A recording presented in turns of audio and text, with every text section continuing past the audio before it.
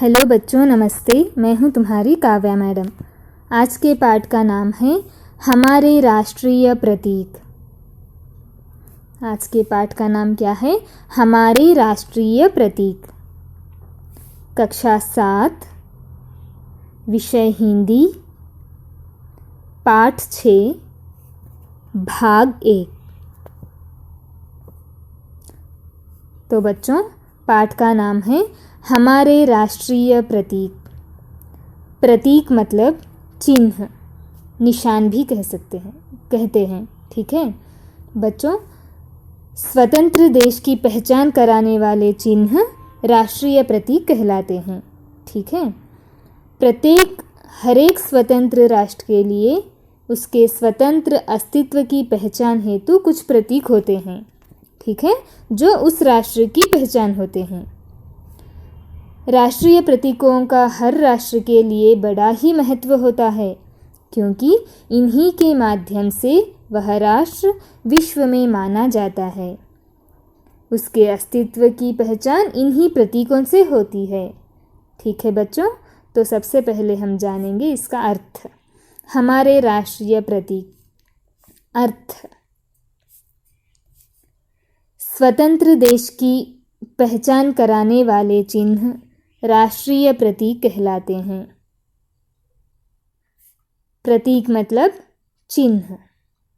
ठीक है बच्चों, राष्ट्रीय प्रतीक देश की छवि का प्रतिबिंब होते हैं और उन्हें बहुत ध्यान से चुना जाता है। ठीक है बच्चों,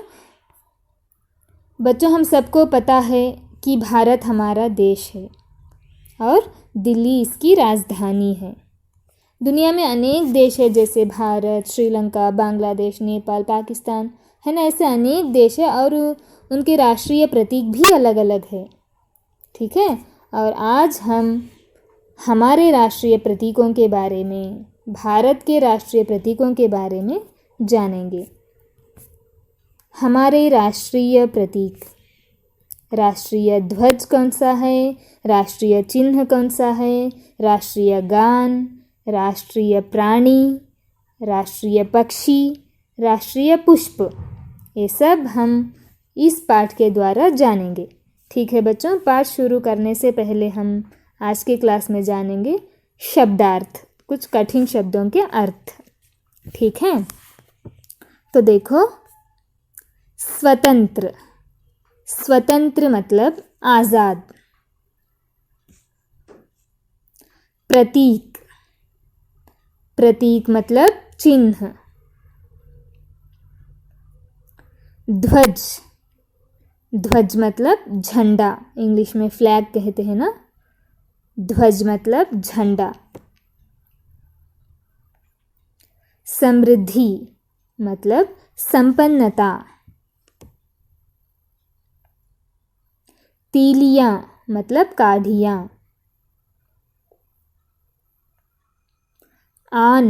आन मतलब सम्मान, गौरव कहते हैं ना, गौरव भी कह सकते हैं। आन मतलब सम्मान। शान मतलब वैभव। शान मतलब वैभव। स्तंभ मतलब खंभा। ठीक है। सांड मतलब बैल। पर्व मतलब त्योहार, उत्सव।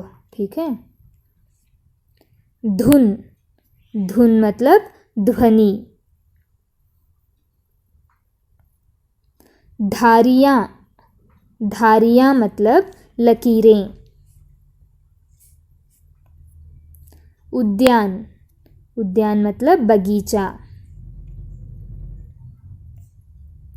मनमोहक। मनमोहक मतलब आकर्षक। ऋतु मतलब मौसम। पुष्प मतलब फूल।